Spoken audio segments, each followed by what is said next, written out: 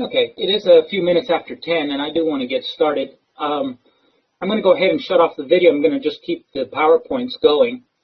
But I wanted to let you know, first of all, I'm recording this session. Number two, I'm supposed to remind you that at the end of the session, you're supposed to complete a post-session survey. So please do that. And I'll remind you again at the end to complete that survey. I am very glad to have you all on board. I'm Dr. George Jaco. I'm the program director for the PathA program. I'm also the program director for the new emerging and nascent Histo Technology program that we're going to be starting in the fall of 2021. I'll talk about both of those programs during this session. So I was expecting about 25 of you that had signed up for the open house, coming from a multitude of places, and I'm glad to have you from the different places. We have you from Shenandoah University, Virginia Wesleyan University, Southern Virginia University, Old Dominion University, University of North Georgia, California State University in Sacramento, Ohio State University, West Texas A&M, Cal State, Long Beach, Ohio State University, Old Dominion again, Tennessee State University, West Virginia, a few more from Old Dominion University, Virginia Commonwealth, University of Maine, College of Charleston, and the College of Staten Island, State University of New York, Plattsburgh, Norfolk State, Washington State, Metropolitan State University, University of Washington, College of St. Mary, and Hampton University. So welcome, everybody. And so here on this first slide that I have for you this morning is the core of the staff that runs the PathA program. And so I'm going to go ahead and you don't need to be sort of visualizing me alongside with the slides. I'll come back on at the end of the presentation during sort of the question and answer session.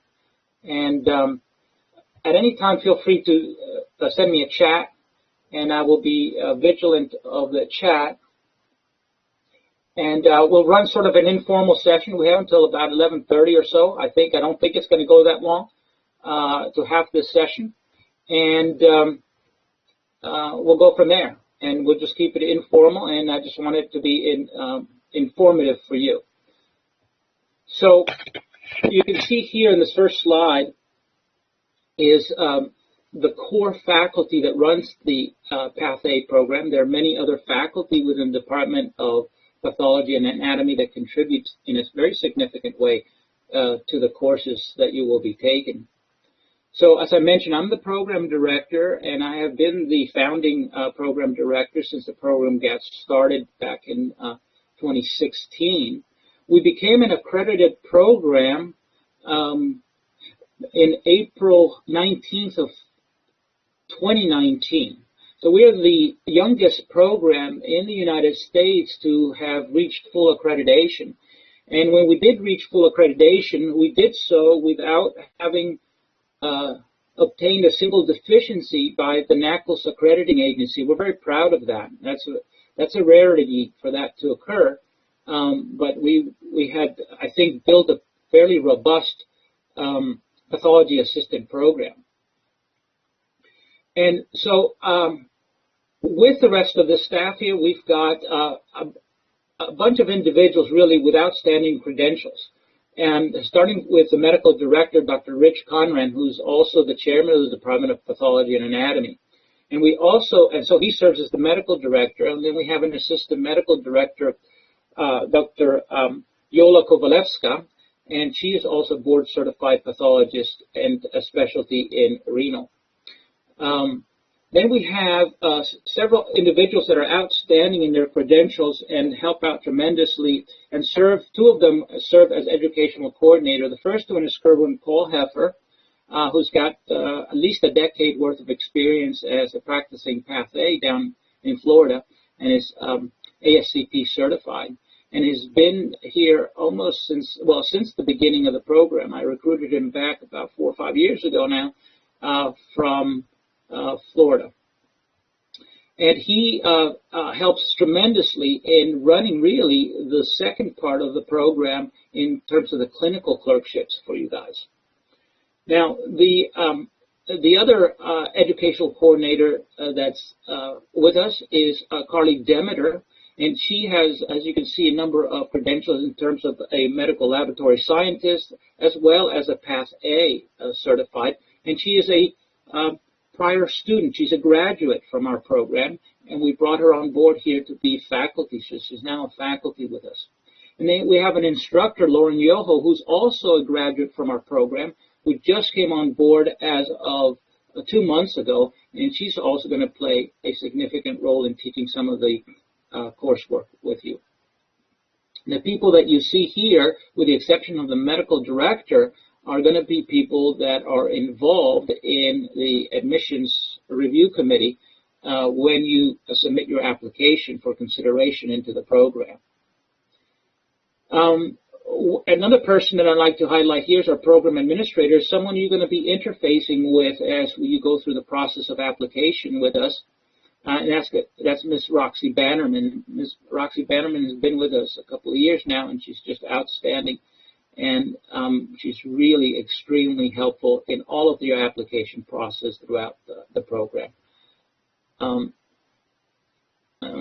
right, so with that said, I presume that many of you have done what I call sort of due diligence in looking up many things and doing some research into the Pathologist Assistant program and Pathologist Assistant career. If you have, you know that there are 11 NACLS accredited programs nationwide, and this map here illustrates their relative distribution, where they're located. And the red one is us, in the only Path A program that exists in the state of Virginia. And you can notice that there's a cluster of programs that are found in the Mid-Atlantic region, and then there's a paucity of lack of programs until you get to the point where we're over here. Let me see if I can get my pointer out to the West Coast, and there's basically much of a lack of programs here. Now, there's a program in Indiana that apparently has closed down and is no longer accepting any students. I'm not sure the reason for that, but that has been something that now has been made public. By the same token, there are a multitude of other programs that are coming of age. There's one in Louisiana that is coming of age. I just got word the other day that there's one in Memphis that is has been cleared to initiate a program. Of course, it takes many years to become NACLS accredited, so neither of those will be accredited. There's another one that's starting out in Arizona, and also is about a year or so into the process of becoming accredited. So the number of programs are continuing to grow. By enrollment size, we are the third largest program in the country. So that makes us sort of the fastest growing program in the country since our inception. And not that we want to reach that milestone or be the biggest or anything, but it does mean that we do get a number of applications for a position in which we will close the class size to 23. So I'm looking to bring in 23 students for the fall of 2021. We get applicants somewhere in the order of at least maybe 130, 140, 150, somewhere in that magnitude. So it is rather competitive. So who are the type of students that should be applying for a pathologist assistant program?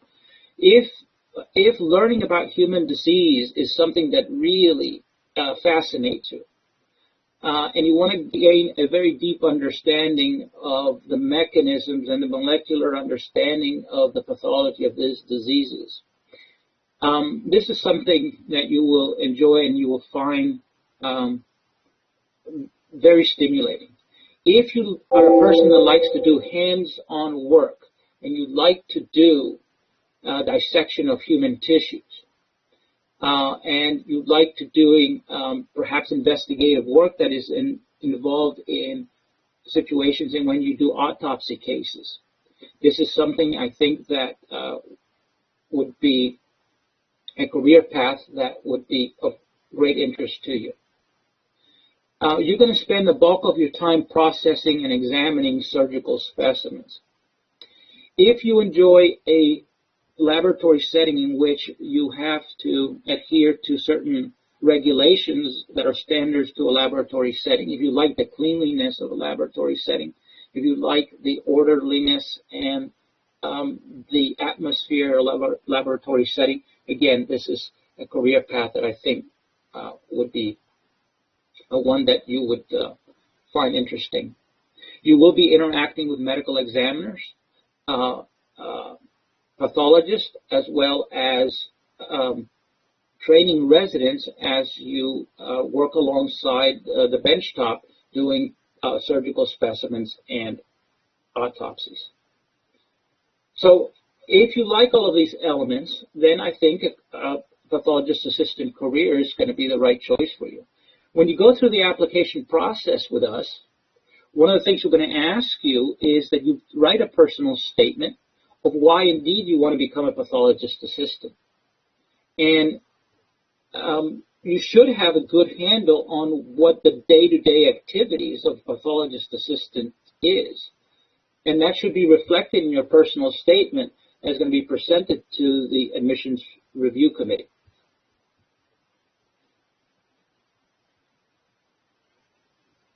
So what are some of the outcomes that one can expect by attending our program?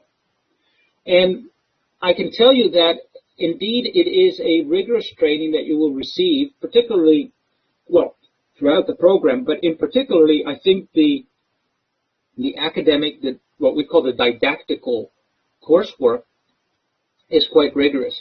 And this has been established by looking at the other existing programs in the country and making sure that we, at the very least, parallel those and to a great extent, almost exceed, I think, some of the expectations, certainly that are established by NACLS and perhaps in other programs. And so that didactical coursework is going to prepare you solidly for being able to enter into the clinical training phase of the program, or year 2. And so you will have extensive clinical training in that discipline of anatomic pathology.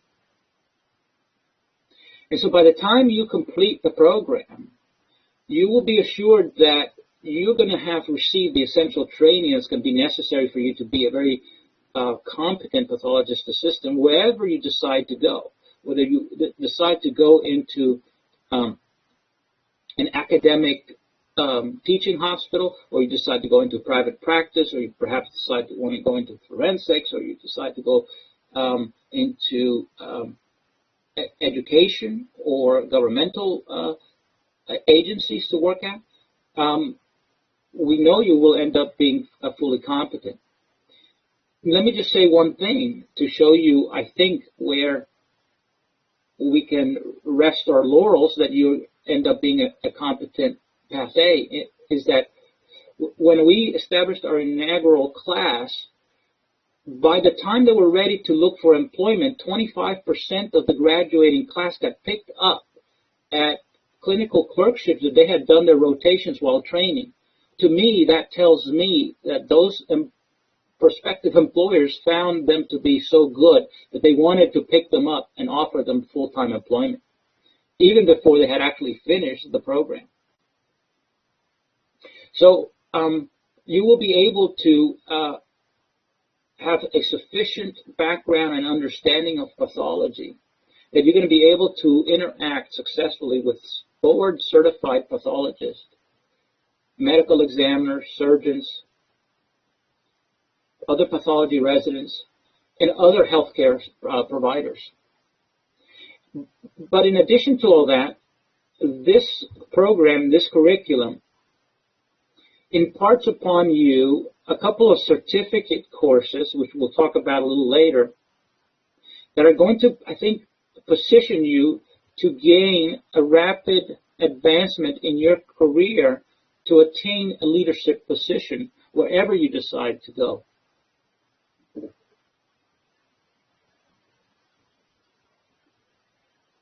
So our mission statement to any incoming student is that we're going to provide you really a state-of-the-art academic understanding of pathology, provide you a very rigorous clinical exposure and training by sending you to hospitals that are really highly ranked hospitals in the specialty of pathology. And you're going to come out here being highly competent both academically and clinically in that discipline of anatomic pathology. And you will be poised to obtain leadership position wherever you end up finding that employment.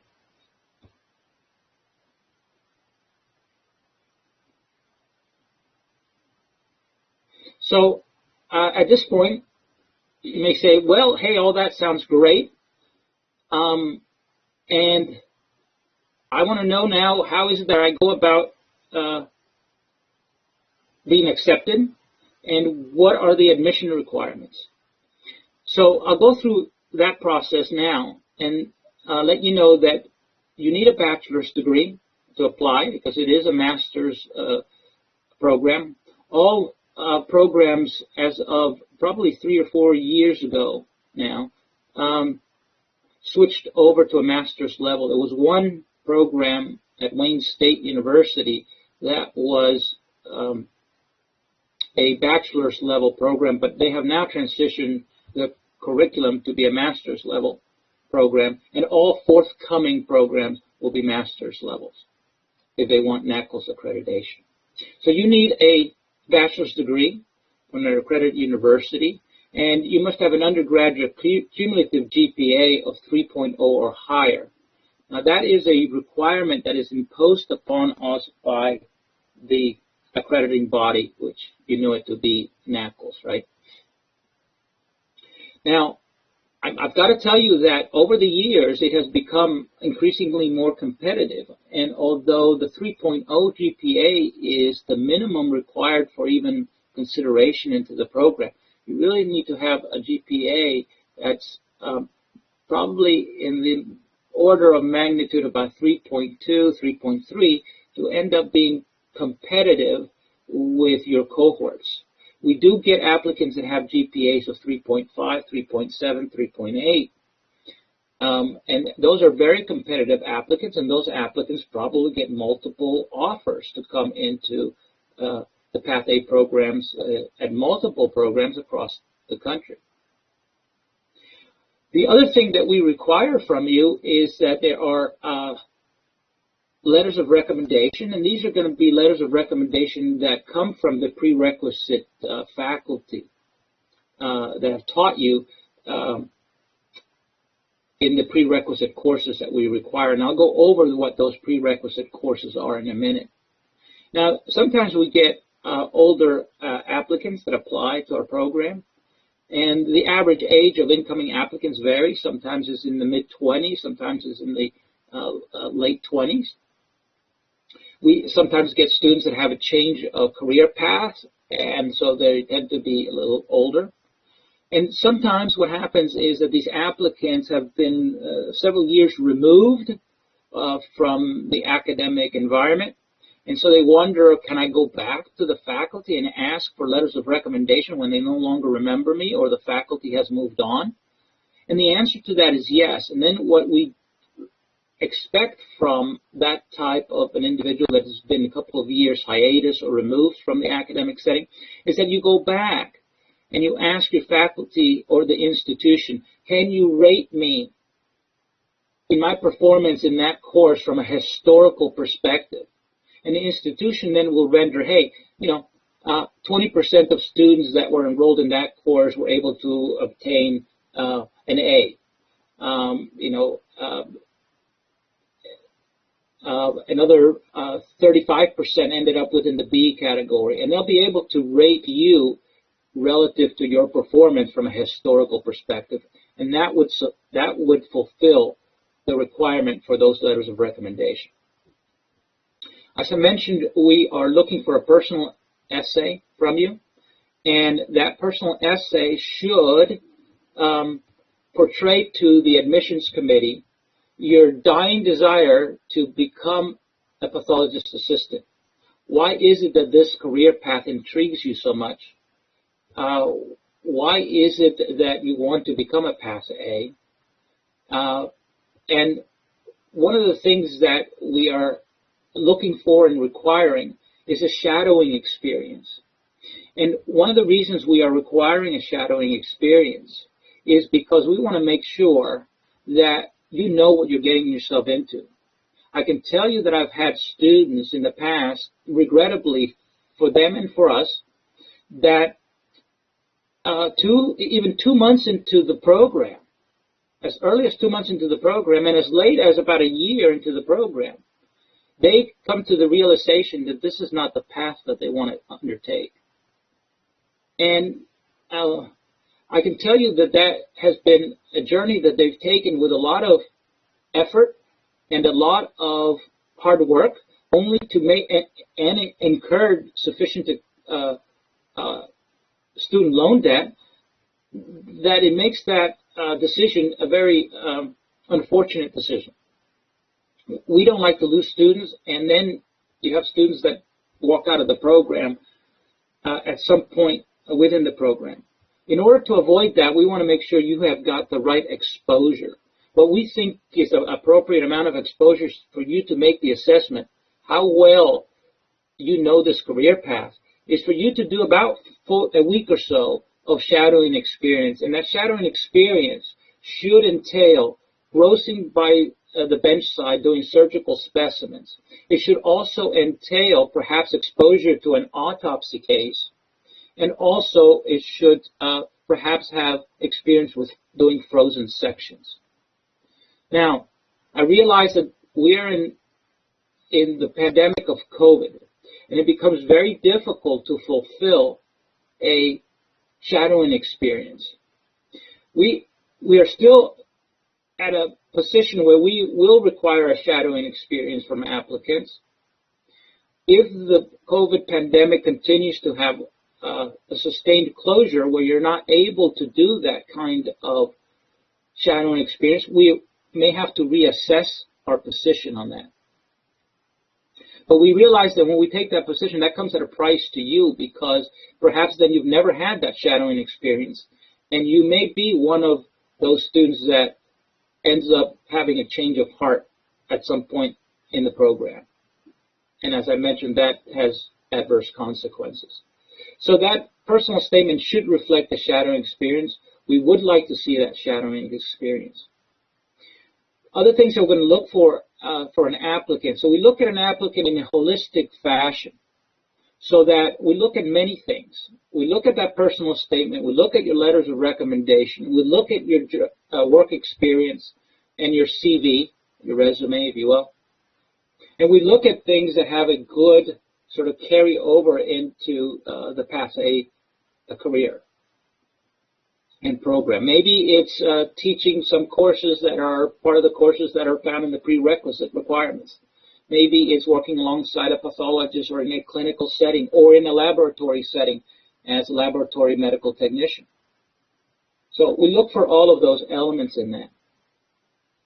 Now, so when you apply to the application through the GradCast system, you will be asked to put down a $125 non-refundable application fee in order for that application to be considered complete.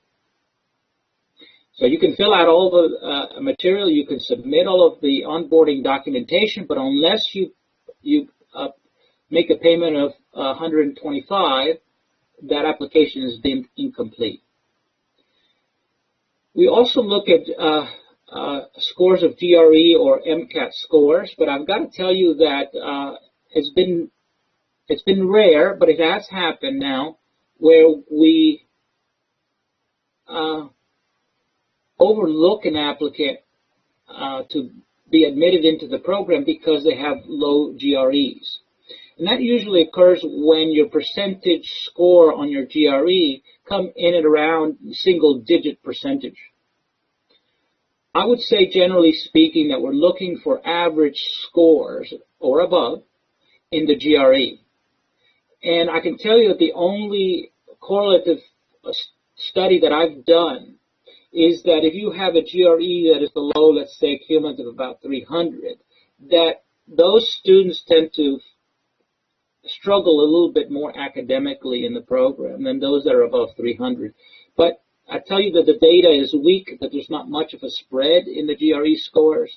And so I would say that if you do average on the GRE scores or MCAT scores, you know, that's not going to be a criteria that's going to prevent you from having entry into the program.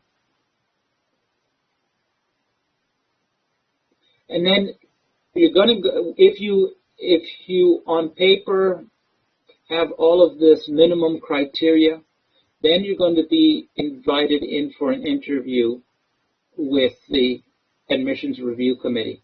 It's comprised of about 6 or 7 individuals, many of which were on that opening slide that I showed you.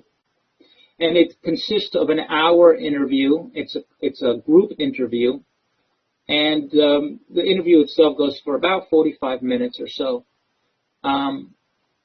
It gives you an opportunity to sort of present yourself, sell yourself, let us know a little bit about your background and your interest.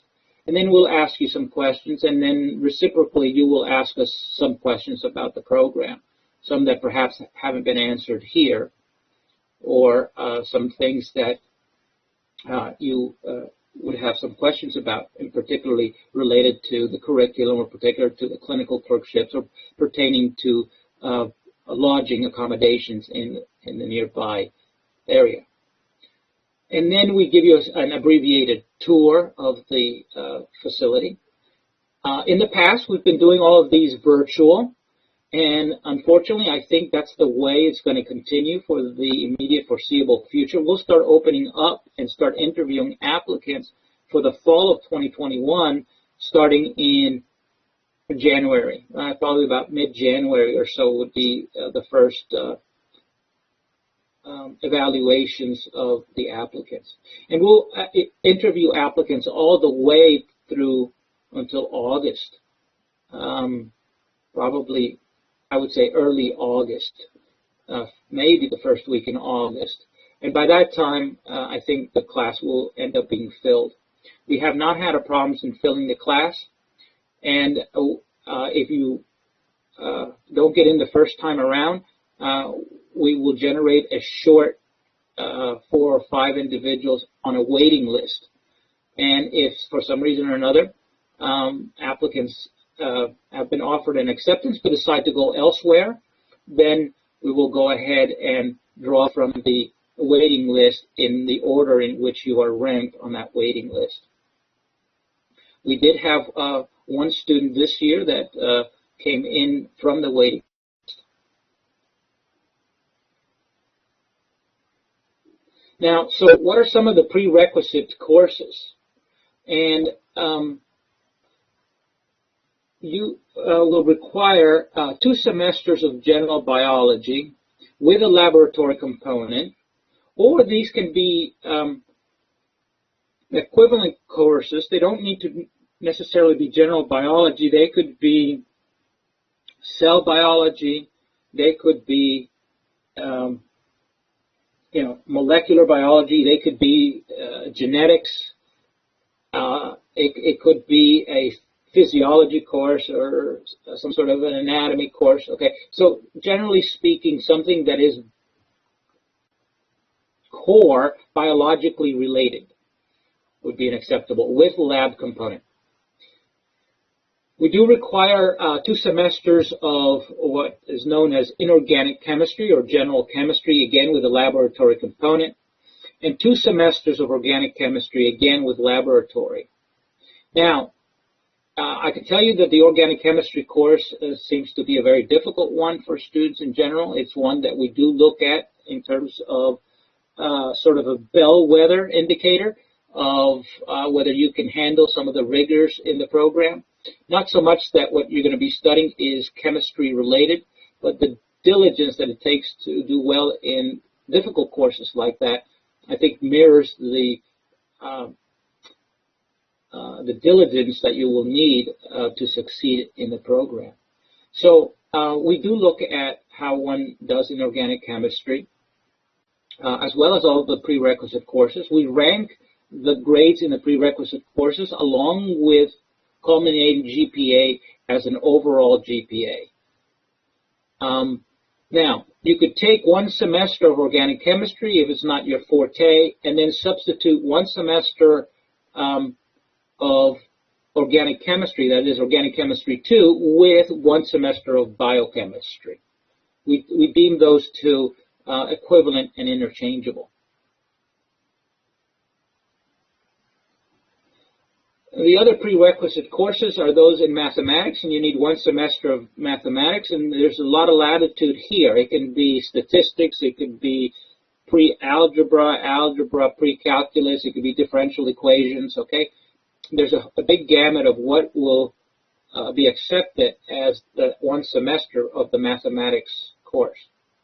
We are probably the only program that still requires one semester of physics.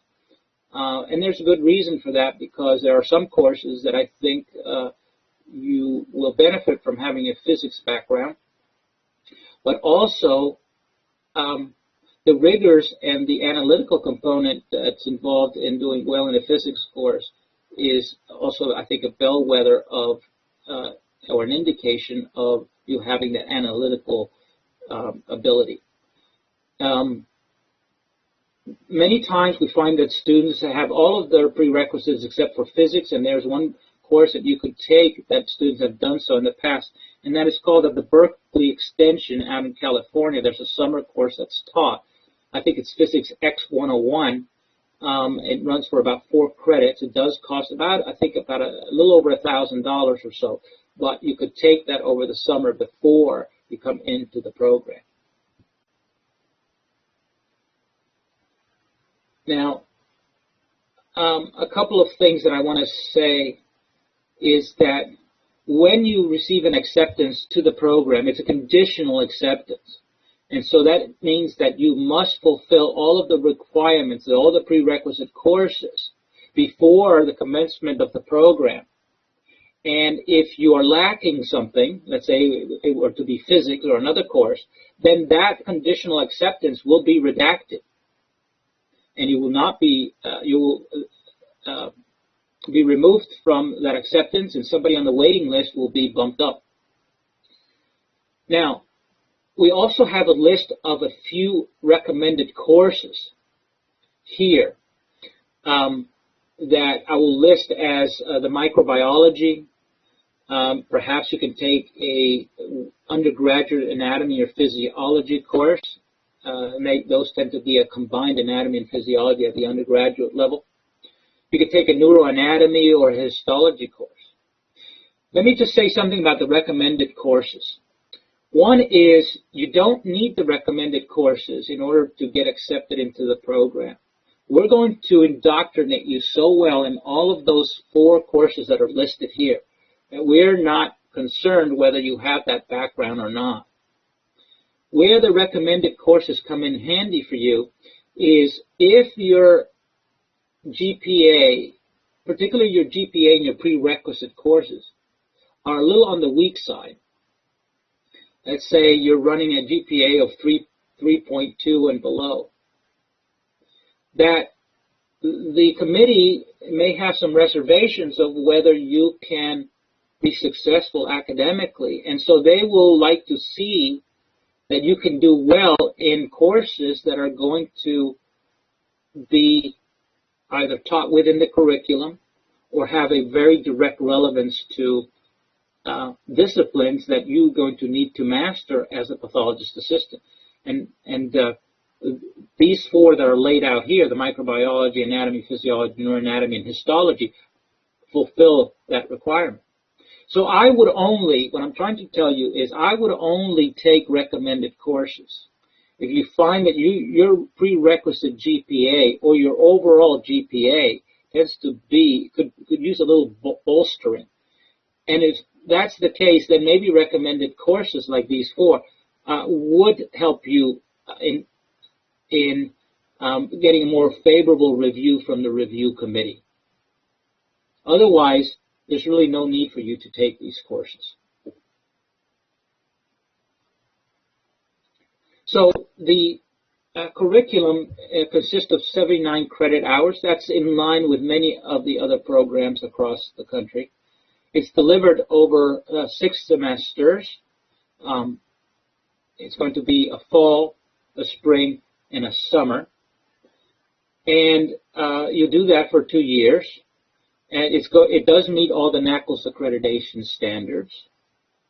And so for the first year, it's 43 credit hours of the didactical coursework. And in year 2, it's going to be 36 hours of clinical clerkship rotations at various facilities. And I'll get into that in greater detail. Let me just say that you do have breaks in between these semesters. And that's something new now that has happened this year. We'll see how that goes moving forward. So because of the second year clinical clerkship rotations, which you're not going to be conducting necessarily in the immediate geographical vicinity, you're going to need to take other supplemental courses in addition to your clinical clerkships, and you're going to do those as online courses. So some courses in the didactical year, the first year, have an online component. We have now, because of COVID, moved almost entirely online and moved that curriculum now to almost online. And like I said, that may persist for some time to come. However, because we have laboratory components to these courses, so far we have been able to retain the laboratory exercises that require a certain skill sets for you to acquire to be held on campus. We also have, in addition to the didactical courses, certificate courses. And these certificate courses are courses that you take by and large online. They include ASCP courses that are structured in such a way that give you certificate of completion credentials. These include lab management, biorepository inspector training and team training. We've introduced an ISPER training that comes out of Canada and trains you for tissue banking and biorepository science. And then in addition to that, you will undergo basic life support and be trained for passing American Heart Association CPR classes, which will be good certification for 3 years, and which you will need to have before you go on to your clinical clerkship rotations. In the clinical rotations of the second year, you're going to have a minimum of 20 credit hours to doing clinical clerkship rotations. And there you're going to be observing a myriad of different specimens that you're going to come across. We'll talk about that as I enter into the clinical clerkship year.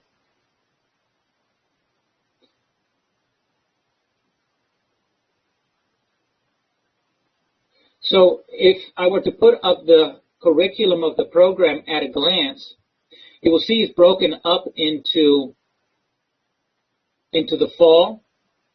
Let me just confirm for me just one thing, that you can see this hand pointer that I'm going over on the PowerPoints, so that I'm not speaking in the abstract. Okay. So if we look, thank you, that's fine. If we are looking here at the fall semester, we see that the credit load is 14 credit loads. Now, some of these are designated online, but as I said, more and more we have converted these courses now to online because of COVID. And so the lecture component is almost exclusively online for every course now.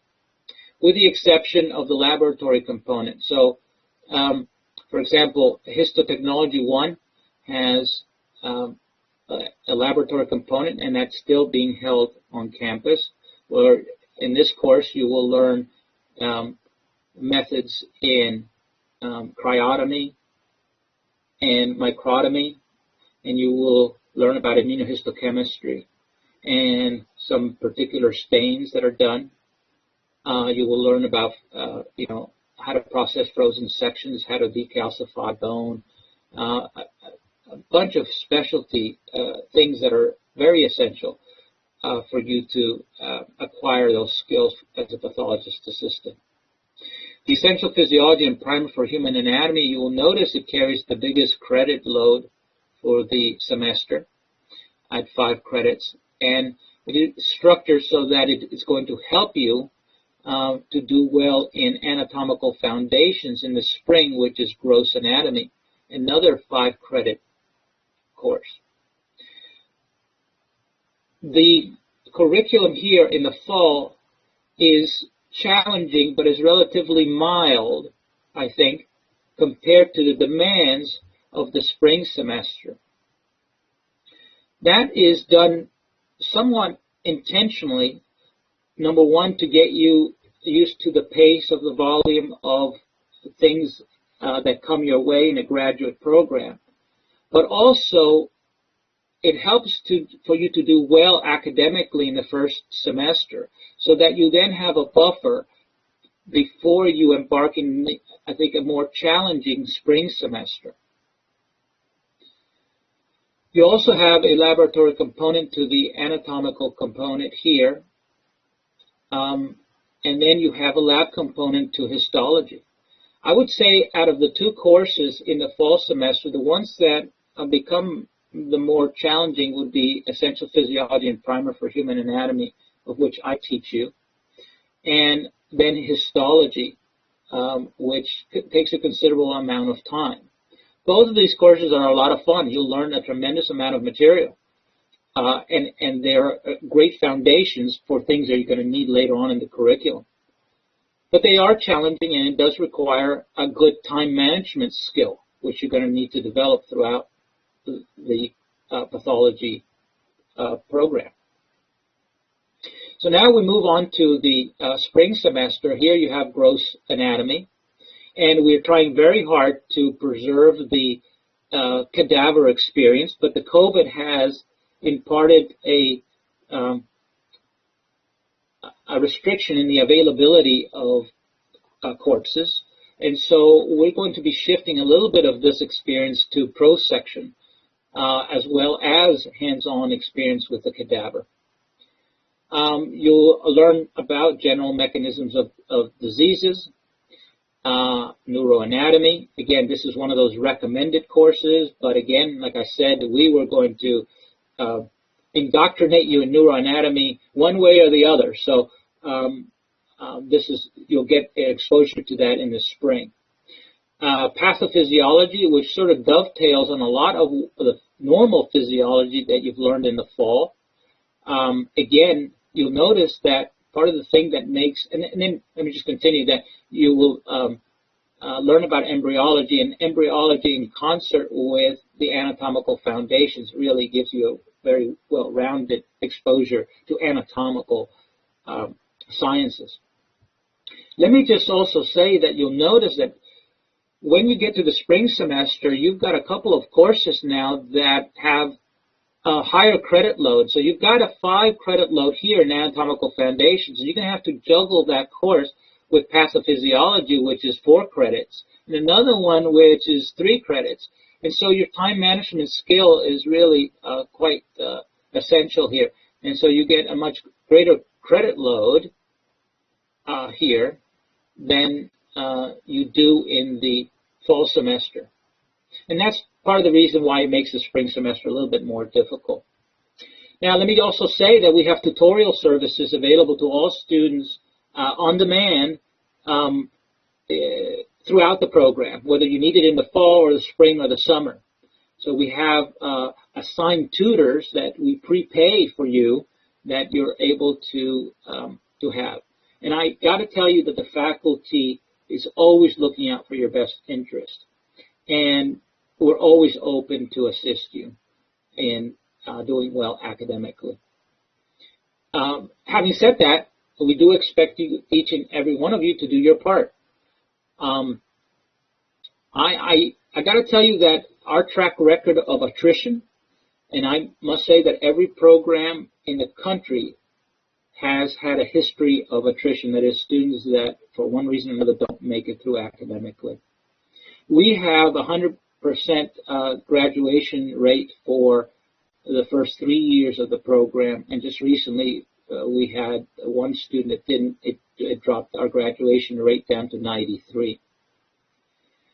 That is still an incredibly high graduation rate to maintain, and we're proud of that. We'd like to continue to have very high graduation rates. Now, when you move into the summer, for the first time this year now, the summer used to be an 8-week duration, and now the School of Health Professions has decided that we're going to expand the summer session to 12 weeks. And so that, I think, is going to make the summer semester less intense for students, and we'll be able to space the volume of material over a greater time frame, and I think that's going to be something that is going to go very well for the program. You do have a month break now. This is new this year, so we end up around December 10th, and you don't start the spring semester until January, middle of January. So you really get an entire month off there between the fall and the spring. Gives you the opportunity to recharge your batteries and come into the spring sort of fresh and ready to tackle that semester. There's not much of a break during the spring and the summer, but there is because of the change in the summer, you may get a little bit of a break there, but certainly not as long as that month between the fall and the spring. Now, when you get to the summer, you see you continue with autopsy and surgical pathology techniques. This is a course in which will prepare you well as entry into the clinical approaches. You will be exposed to using tissues to do dissections, and each of you will be at a grossing station, and you will do dictations of the specimens, and it's a really great experience. In microbiology as well, and you have organ system pathology that will complement the general mechanisms of disease and the pathophysiology course that you took in the spring. You'll have to take an educational methodologies course. That's a requirement by the NACL's standards. And then a medical photography. And you will be well versed in understanding fundamentals of photography enough to become an enthusiast in photography if you want to carry that out beyond the Path A career. And then we will train you well to pass the core examination for ASCP. A certification examination, and to take a preliminary core science examination as well. Let me see here. Let's go on to the second year. So here you can see that the second year has clinical rotations, Path 600, Path 603, and Path 607, tallying up to those 20 hours worth of credit. Now, you get 20 hours worth of credit, and so you make 80 hours of contact hours is equivalent to 1 credit. So that means you're going to end up having about 1,500 hours of clinical experience before you graduate from the program. Here, in addition to that, those clinical rotations, you're going to be doing 40 hours a week, and you're going to be at different places throughout the U.S. When you do that, you're going to have to do some online coursework. And most of the students do this at nighttime, or they do this over the weekend. But these are online things that give you certification. So University of Pathology Informatics, Laboratory Management, these are certification courses that look really good when you present your resume and your CV to prospective employers as you complete the program. You will then carry on in a topic of pediatric pathology. These are specialty topics of our faculty, so the medical director has expertise in pediatric pathology. And so if any of you are interested in going into that realm of pathology, I think you will be well served in this program. We also have a special topic by a neuropathologist and forensic neuropathologist that will teach special topics on that. Again, all of these, because you're going to be out on rotation through the clinical clerkship, these are going to be online courses. In addition to that, now moving on to the final semester of the summer, you'll notice that the course load sort of stays fairly uniform throughout, except towards the end where it drops down to about 8 credit courses. It's enough to keep full-time status. And what we end up doing here is preparing you. We want you to take the time to prepare for the certification examination. By the way, I'll say here that we've got 100% ASAP certification exam pass rate, first-time attempt pass rate in our students, and we are riding around 5 or 6% above the national average in terms of their performance. Now, we also want you to be somewhat scholarly, so we have a graduate seminar that you give. In this situation, you pick up a case that you find interesting and is rather unique or rare during your clinical clerkship. You're sure to keep vigilance out for anything that looks good. And then you work that up as a case. You take the patient history, you do the photographs, you do the micro photographs, you do the gross photographs, and then you do a background on that particular pathology. And that serves as your graduate seminar that you present towards the end. All right? So that is sort of at a glance, in a nutshell, the curriculum. Now, let me just show you here. We are kind of proud of these accomplishments, but for the capstone, we end up having some of our students ending up publishing their capstone project in peer-reviewed journals and publications. So we've had, in a single journal, we had 4 students get their capstones published. We had another one that decided to go into the Journal of Forensic Sciences, and you may recognize this name. This is one of our educational coordinators now. And then recently, too, we had a scholarship for one of our students that wrote a, I guess it was a scholarship essay, and the AAPA awarded that individual $2,500 and got some coverage at the AAPA meeting. That's the American Association for Pathologists Assistant official meeting. Now, I'm going to divert a little bit in the next half hour or so that I have, and then we'll come back again to the Path A program. The reason I want to bring in this Histo Technology program, number one, is that I have at least one student that is interested in this, and maybe perhaps other of you will become interested in it. We are rolling out this new Histo Technology program, and the Histo Technology program is going to become available in August of 2021. It's going to be a master's level program. It's a 1-year curriculum. It's comprised of 43 credit hours. Again, it follows very much the curriculum of the Pathologist Assistant program in the fall, the spring, and the summer semesters. I'll show you the overlap of those 2 curriculums in a minute. I project that I'm going to bring in 6 students for that inaugural class in August of 2021. This is also a NACLS approved or will be approved program, and so we have the same type of standards that are necessary for NACLS in the Pathologist Assistant program as in the Histo Technology program. Let me just say here that if you are someone who wants to have a really strong knowledge of all of the competency skills that are needed for histotechnologists, either to work in an academic research setting, such as a medical school that conducts research, or in a hospital setting that conducts clinical laboratory and processes clinical laboratory specimens, that, this may be a program you want to look at. Again, it has very strong didactical components, 690 hours worth of lecture material, and then in the fall and the spring you have 636 some hours of clinical clerkship. So about half as many hours in clinical clerkship as is found in the Path A program. Again, it's a 1-year, not a 2-year program. It's a master's program just like that, like the Path A. And in fact, the curriculum shares 17 didactical credit hours with the Pathologist Assistant program. So in a nutshell here, because I don't want to run out of time, but I will say this.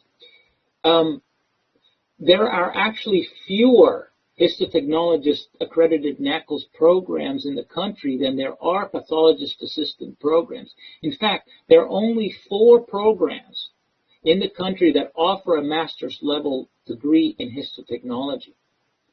And in the state of Virginia, there is one other NACLS accredited program. It's affiliated with our cousin Centera Hospital, which is in the grounds of the EVMS campus. And that's located in Harrisonburg. But that program is a certificate program and offers a baccalaureate degree, not a master's degree. So the curriculum is substantially different. And so EVMS is going to be the only program in Virginia that is going to offer competency skills in both the clinical and the research setting, and is going to culminate in a master's level degree. So the average salary for histology technician or histology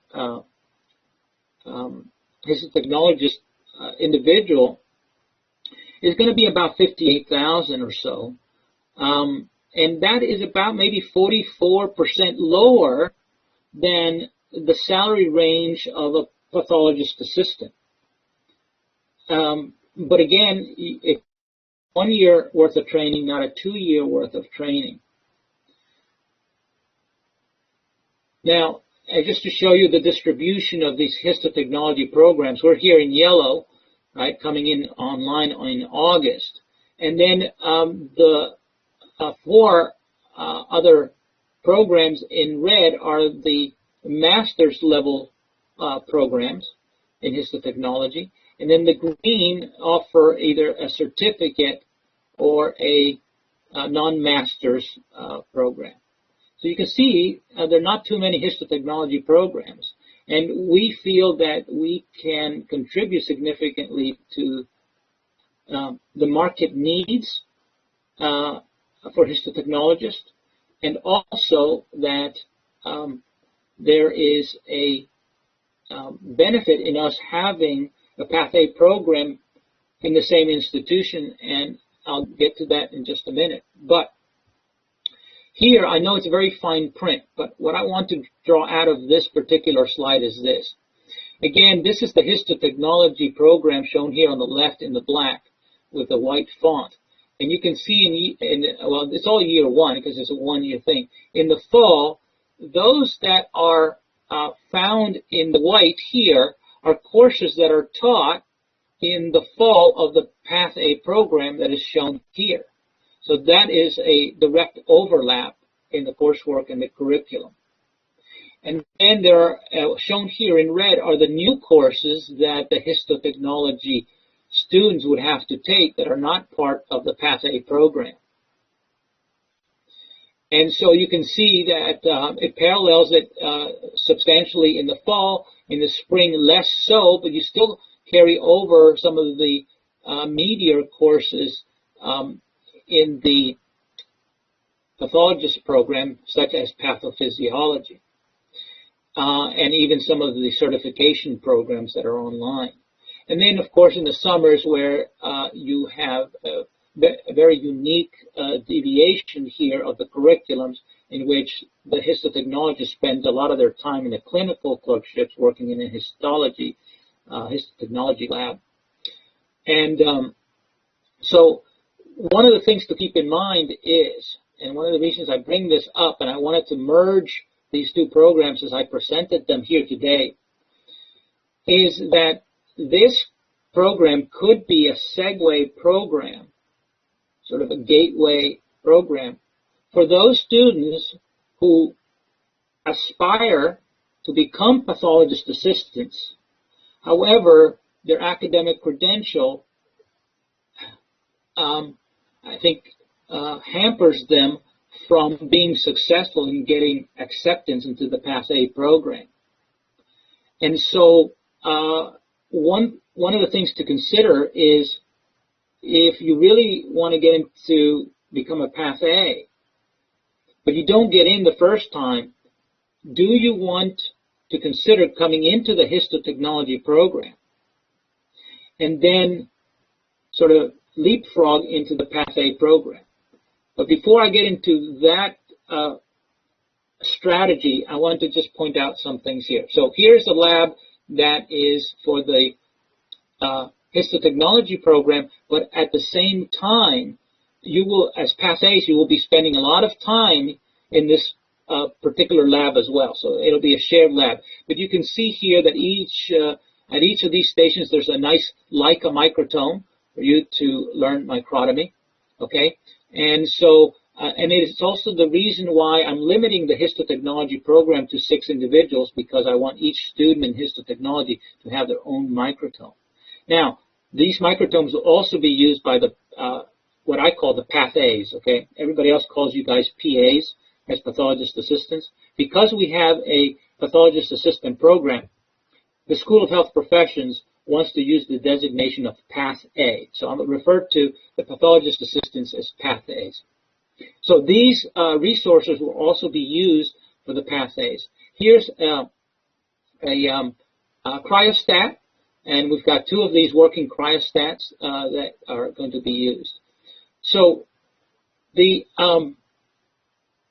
message here, before I move on to the clinical clerkships in the remaining 25 minutes or so, is this: that if you apply to the Path A program, and for reason X, Y, and Z, you don't get in. However, I must say here that the Histo Technologist program does require a minimum of 3.0.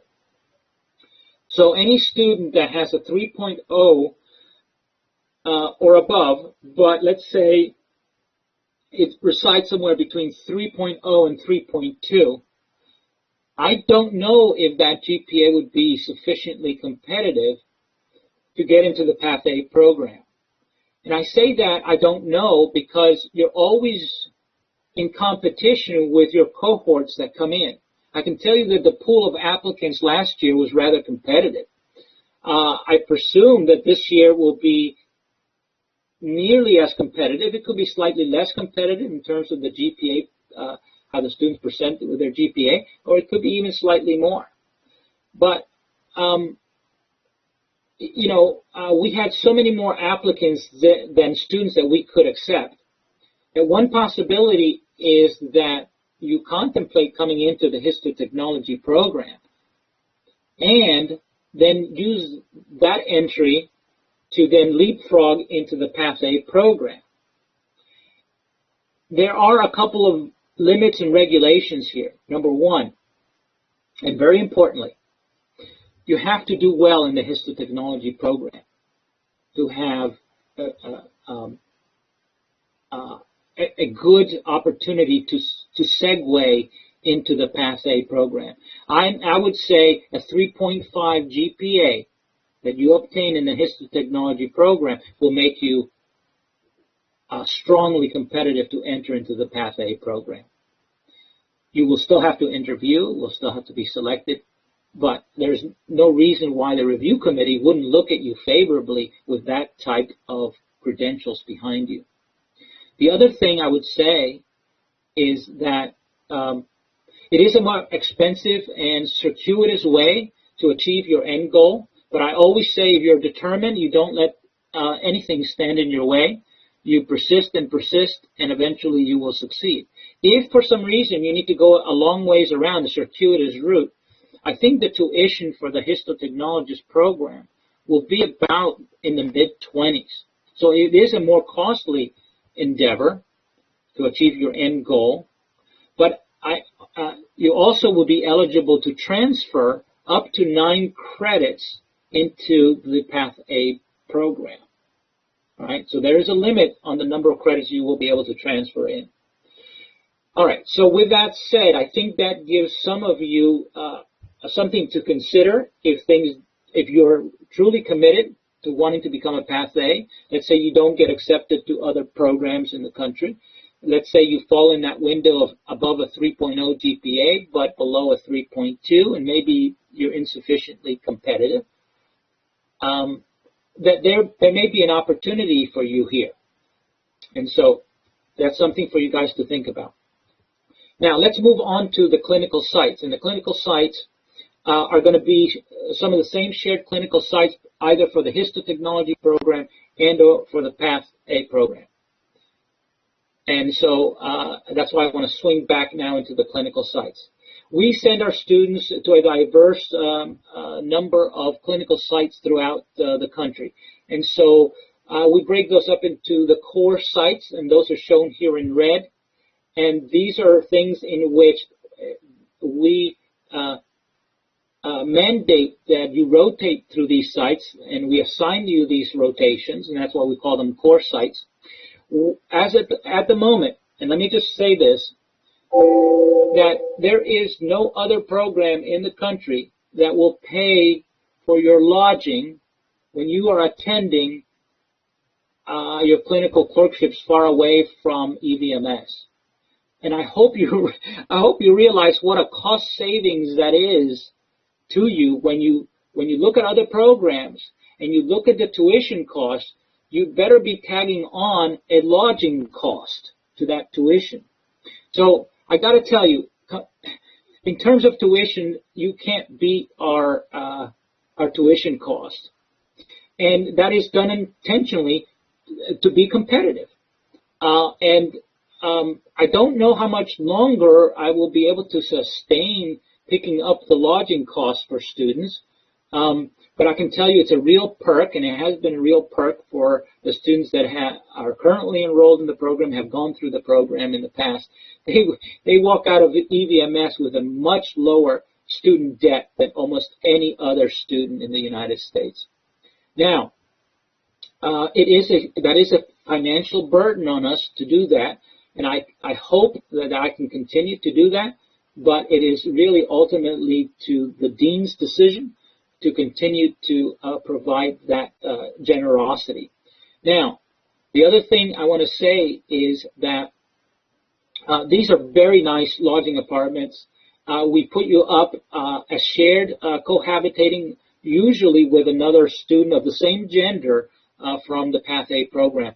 In the Northern Virginia area, we share lodging with other programs at EVMS, so it's possible that you would end up sharing an apartment with another student from another program, and those would be the programs of Physician's Assistant or Surgical Assistant program.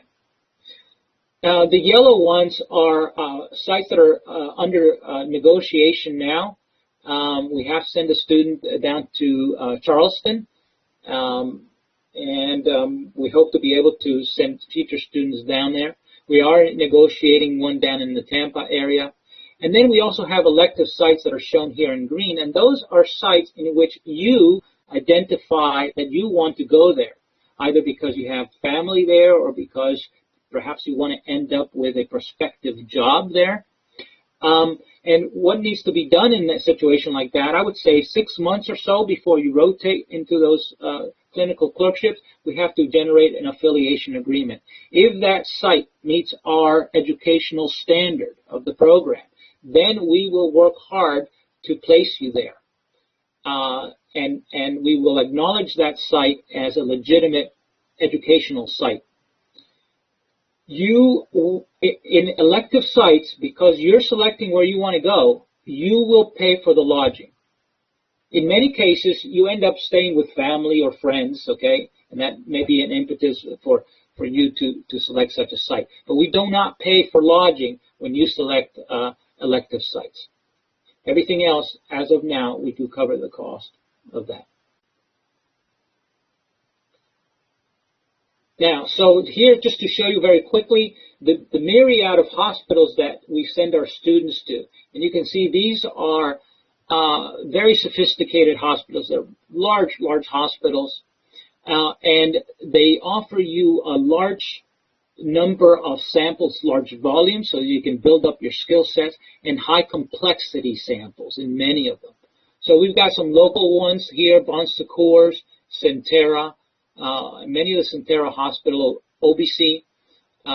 We do rotate through veterans and military hospitals as well. Here's the Centera Norfolk General Hospital and the Naval Hospital in Portsmouth, another Centera hospital. Okay, so you'll do rotations. Now, when we do our rotations, we rotate you through 5 different clinical sites. We think that's a great way to go because not only does it build networking for you, but it exposes you to different educational experiences and different volume and complexity of samples at the various hospitals. We do try to match the level of education so that by the end of the program, each and every student ends up having a quality education. So if we don't put students all in less, let's say, demanding clinical clerkships, and then put one student that have 5 different rotations, all are very difficult ones, right? So we try to normalize that across each student so that every student walks out with almost an equivalent educational experience from the clinical clerkships. Here are some of the other hospitals that we show.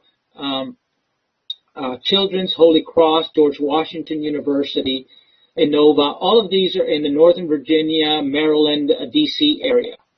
And again, we put up housing for you in that area, and some in the Richmond area as well. Again, more of the hospitals. We've recruited just recently Sibley Memorial Hospital, which is a Johns Hopkins University affiliate.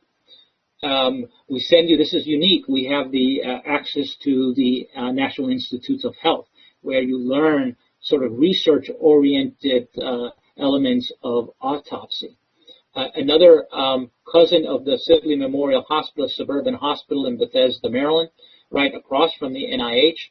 And here, again, you will be doing a rotation. This is also an affiliate of Johns Hopkins University. Right now, our medical examiners and forensics rotations are suspended because of COVID. We hope to bring them back online in March or April. But again, you do a strong rotation through the medical examiners, the central office, and also some other local sites of rotations in forensics. By the time you finish, probably you are exposed in the various hospitals and the medical examiners to about maybe 150, 200 or so autopsies. In addition to that, we have that student-initiated electives that I talked to you about, that you can pick the site you want to go to, but then you have to incur out-of-pocket expenditures for the lodging. We also have, although these are suspended at the moment because of COVID, we also have a couple of hospitals that we are affiliated with down at the Houston Medical Center. So Baylor College, Ben Taub, Houston Methodist, and the MD Anderson Cancer Center. We have recruited the Baylor College of Scott and White in Dallas, Texas, and that will be a new rotation now for us. And one of the preceptors there is one of our alumni. So these supervised clinical practice rotations really are going to prepare you very well for having the competencies necessary for the clinical skill sets. And you're going to be having probably 1,500 plus hours of that clinical exposure. That's going to reside not only in the Hamptons Roads area that we say here that resides around the campus, but in area of Northern Virginia, Maryland, Bethesda, Washington, D.C., and the area of Charlottesville. You'll rotate through not only large institutions, but small community hospitals, military hospitals, VA centers, okay, and some academic centers as well. We do have an in-house accredited biorepository, and you will be trained in tissue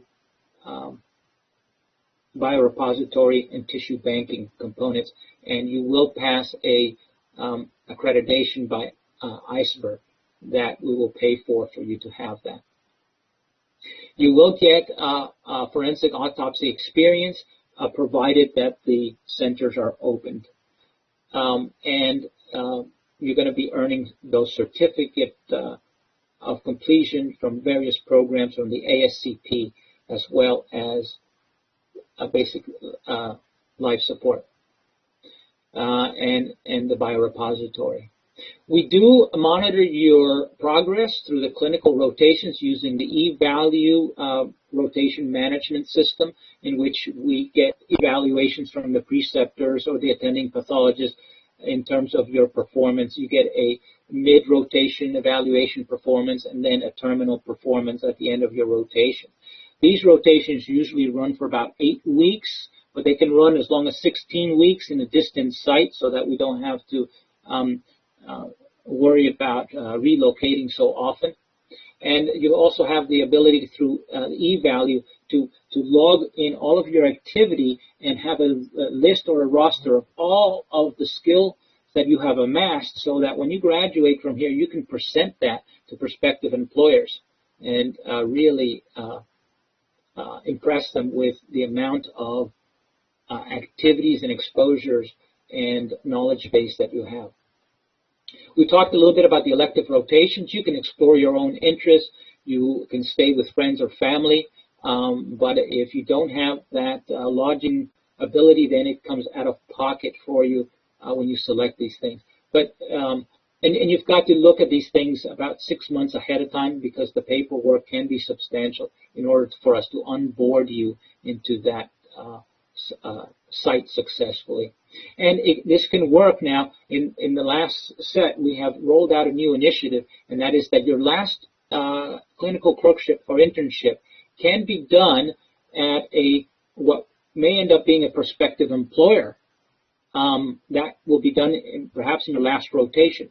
There is one regulation and rule that we must adhere to, and that is that you cannot get compensated for that internship or rotation. And we will demand what we call an attestation letter or a commitment letter from your employer that you indeed are not getting compensated. The reason for that is that is against the NACL's rules and regulations for you to provide what is called service work. So we do not permit compensation during that last internship, but we'll give you the opportunity to sort of make inroads into this prospective employer, that they can take a look at you for 8 weeks and how you perform, and if they like what they see, it will roll over to a job placement. All right. Again, housing is provided for all distance sites, but not for those elective sites. All right. So let's take a look here at some other things, and that is, if you take a look at this picture here and you go, whoa, that's disgusting, that's gross, what is that? This tells me you need to do a shadowing experience, and it also tells me that perhaps you're maybe not cut out for this type of thing. What this is a basal cell carcinoma that has ulcerated above the ear, and this is a surgical specimen that has come out and has been delivered to the pathology department, and now it's up to the pathologist assistants to go ahead and section around the various areas of the tumor and the lesion. And you're going to process that through description and dictation of the specimen that you have received, and you're going to cut it in a certain way, and you're going to then put it into cassettes, and eventually that cassette is going to make its way to the histotechnologist or histotechnician that is then going to embed that piece of tissue in paraffin and process that, and then make a slide out of it, as is shown here, that is going to allow the pathologist to render the diagnosis under the microscope. So you can see that the histotechnology and the Path A work tandem, because the Path A really is an upstream healthcare provider from the histotechnologist or histotechnician that lies downstream of processing of that tissue. So if you happen to be a student that ends up coming through our histotechnology program and then jumps into the Path A program, and you end up having both accreditations and degrees, you're going to be, in my opinion, in very high demand in the workplace because you're going to be able to straddle and or supervise both components of this process. And that gives you very unique credentialing. Now, so here, for example, here's another grossing specimen. So you'll get a portion of the colon here, and this happens to be a primary cecal carcinoma. And those of you that are have a knowledge of anatomy, the cecum is this area here of the large intestines. And so you're going to be taking this out, you're going to be dissecting it out, you're going to be looking for cutting it up where the lesion is and the tumor is, and then you're going to be looking for lymph nodes. You can be separating the lymph nodes, make sure that there's no spread of that tumor to the lymph nodes. You're going to gather as many of the lymph nodes that you possibly can and process all of that tissue. Now, here is a very large tumor that is found in a slice of the liver, and although this may make the sort of intuitive assumption that this is a big, large primary tumor that first arose in the liver, but actually this is a metastatic tumor that arose from the colonic carcinoma here, and that has spread to the liver. But you'll get specimens that look like this, and if this is the kind of stuff that you find fascinating, then I think this is the right career path for you. Where is it that you're going to end up working? Well, you can work in private practice. Most of you, I would say 80-90% of you are going to be hospital-based, and you're going to be doing grossing by the bench side about 8 hours or so a day. You could work in biorepositories. You could go into teaching or administration in various universities that have pathologist assistant program, and the number of universities that are doing this are growing by leaps and bounds. Or you could work in a governmental setting, someplace like the NIH perhaps. And I've even known individuals that are self-employed. They carry a pager with them, and all they do is either they freelance or they go from one hospital to the other to doing solely autopsy cases.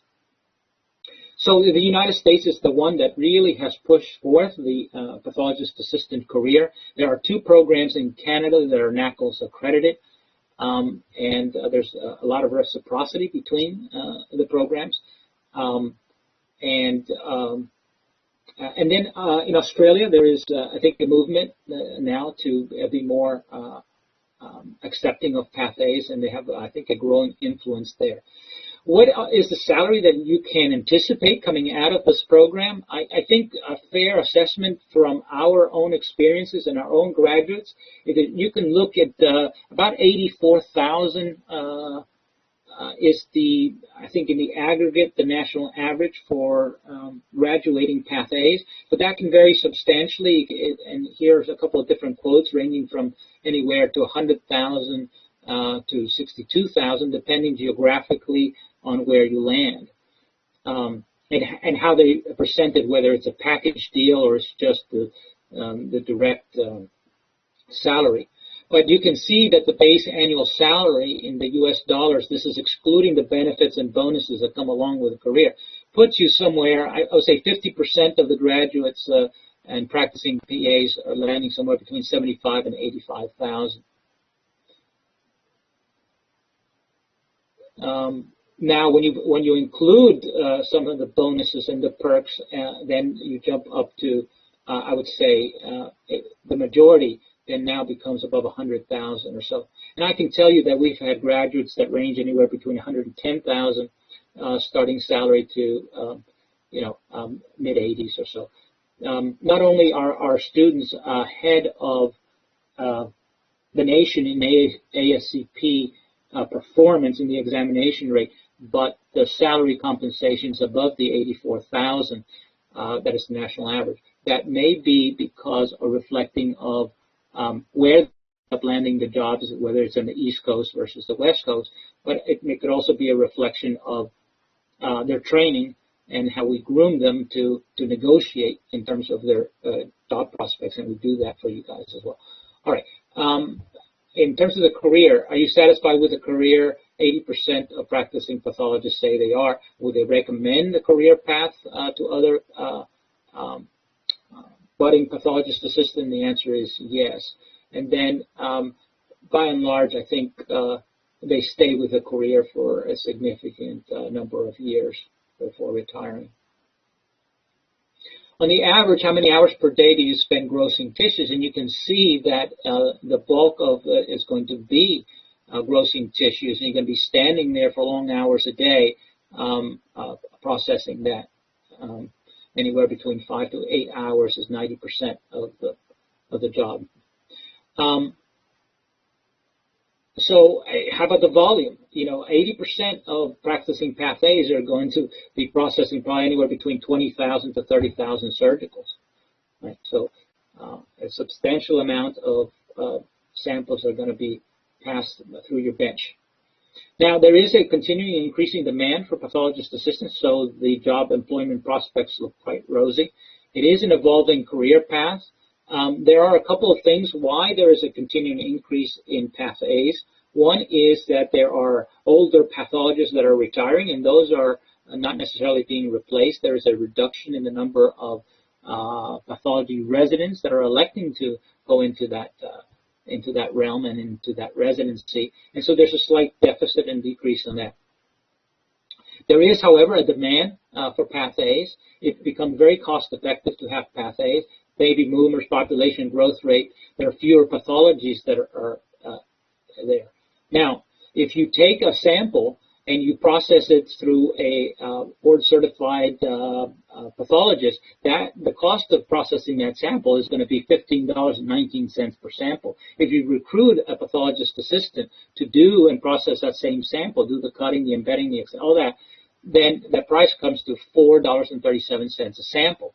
And so the estimated cost of savings through that institution is about $91,000. And so guess what? That almost parallels the starting average salary for a Path A, and it relieves them of the work that they have to do because it's delegated to the Path A. Okay, so there's a large retirement of the baby boomers. Okay, 76 million baby boomers are entering that retirement age, and of course they're living longer. And guess what? You live longer, you're going to get some pathology, and specimens are going to have to be examined as a consequence of that. So there's even more volume to process. And even if some things are being automated, so like for example, some of the diagnosis by pattern recognition software, that is encroaching into the pathologist, and the hands-on work that the pathologists do is still very much well and alive. The U.S. population is increasing as well, and so that more people are going to need those healthcare services. And then, as I mentioned, these pathologists are retiring, and there used to be 5.7 practicing pathologists per 100,000 in the population. That has now decreased to 3.7. And so, actually, by the time you guys come into the program in 2021, that's when we anticipate that there's going to be a peak in the shortage of the pathologist. And so for the next decade or so, I think you will be in very good position to, in terms of job prospects.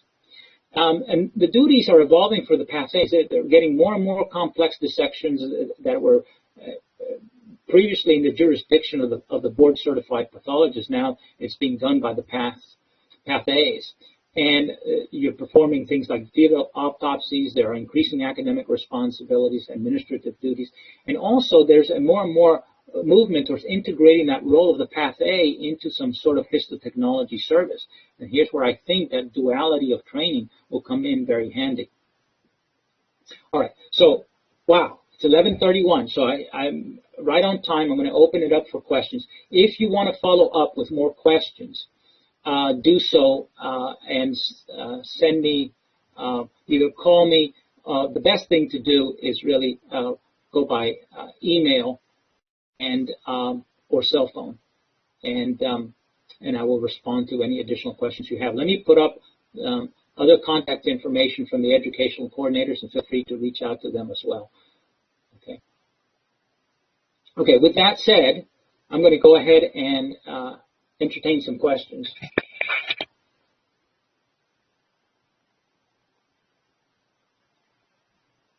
So let me know if you have questions that we can address now. And don't be shy about it.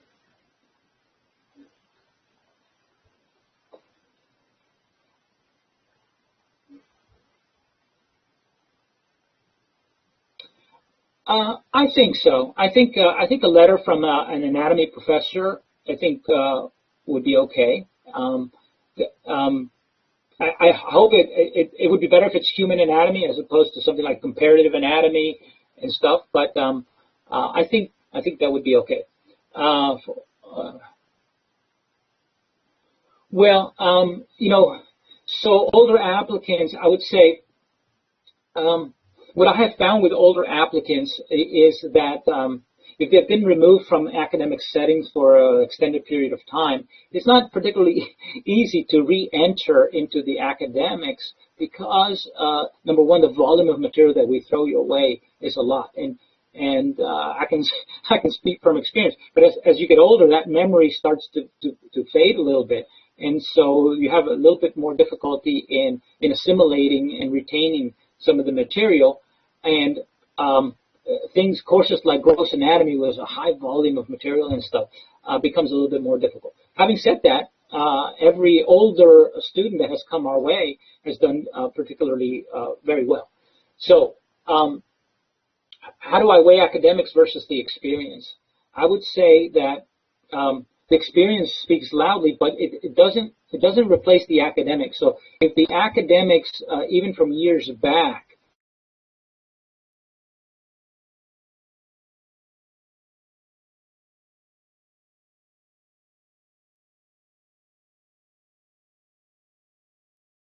we will look at that and scrutinize that highly. But I would also say that you can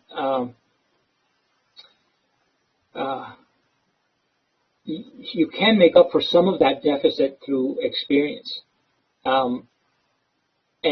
And if, let's say, some of your things are weak, maybe the admissions committee would come back and say, you know, we'd like to see you go back and take a recommended course and see how well you do, having a big hiatus in your academics. So those are all possibilities. But every applicant is taken sort of holistically and in their acceptance, and we look at each sort of individually. And so it's hard to say how we would weigh it or not. I mean, if you've got substantial experience, let's say engrossing or working as a on-the-job trained Path A, that would look really, really favorably. But at the same time, if we feel that you have that experience, but you can't get from point A to point B because the academics are a little bit lacking, then there's something that will work against you. Okay, I hope I've answered that. Now, do you have any recommendations on where to find shadowing experience locally? Well, so I'm glad you brought that up. So there's a reason why we do not facilitate shadowing for prospective applicants. In the past, you know, we've had some applicants that come in and we burden our preceptors by asking them to shadow, only to find out that those students end up either accepting an offer elsewhere or decide not to come into the program. And what that ends up doing is it sort of burdens the preceptors that are already quite busy and are serving us well for something that we don't benefit from. So we have not done or facilitated a shadowing experience to prospective applicants. We do, however, if you come in and you don't have the shadowing experience and we like everything else about you, and the only thing we need to do as a committee is to make sure that you are, I think, confident you want to do this, but we want to make sure that you have the right exposure, then we may facilitate the shadowing experience. And then what we would ask is that you write us a letter saying how that experience either solidified or put the nail in the coffin that you don't want to pursue this career path. that's something that we could potentially do. But we only reserve that for those candidates that whose credentials are exceedingly good. We like them a lot. And unfortunately, for reason X, Y, and Z, they haven't landed the shadowing experience. So the question, the more direct answer to your question is that I think you have to do your own due diligence to find the shadowing experience. And I would just get on the phone and call the various local hospitals, if you will, and let them know that you are interested in joining a program, but you need the shadowing experience, and they may or may not be receptive to your solicitation. I know it's become increasingly more difficult because of COVID, and like I said, we may have to reevaluate that situation later on in terms of the requirement for acceptance.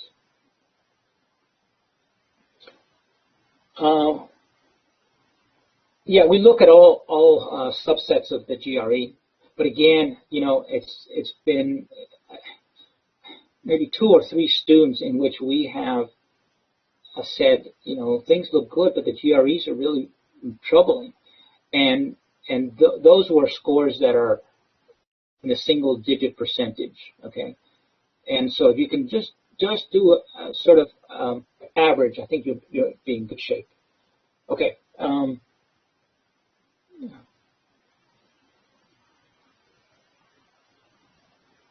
Either one. It really makes no difference with the MCAT or the GRE, really. I think, again, we look at things holistically. As long as you have that sort of set of documentations in place, whether you do MCAT or GRE, it's no difference to us. If you submit an application with an MCAT, you can anticipate that the admissions committee is going to say, well, you've obviously considered going to medical school. Why aren't you going to medical school instead of Path A school? And that kind of exchange and conversation, but either one would be acceptable.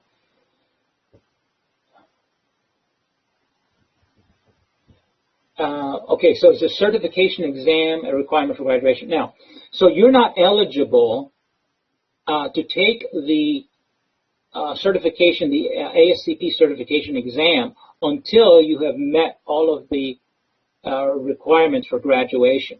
In other words, once you graduate from the program, ASCP is going to send me a notice and say, do you verify as program director that this person has fulfilled all of the requirements of the program to graduate? So you can only sit into the certification, ASCP certification examination, once you have successfully completed all the requirements